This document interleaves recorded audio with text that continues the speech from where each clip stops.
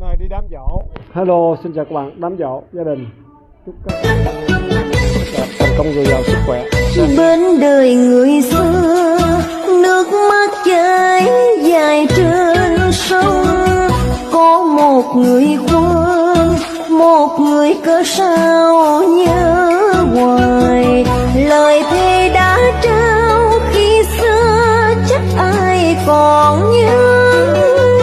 Người giờ ấm êm cao sang, quên nghĩa quên tình. Chuyến đò người đi đâu như bến chiều nơi xưa. Kỷ niệm tàn phai như cơn gió thoảng vô tình. Chiều chiều đứng trong xa xa ngóng ai về bên. Chỉ là mênh mông con nước với riêng mình ơn.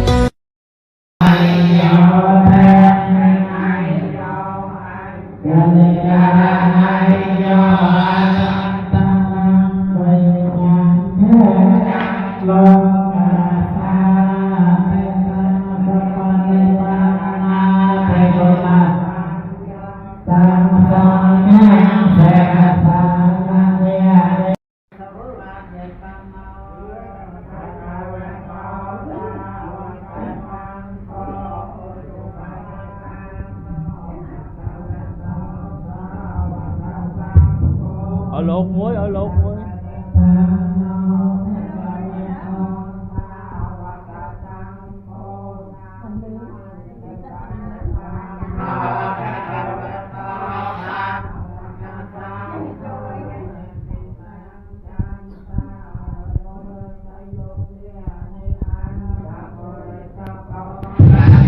Quên lắm vẫn lỗ.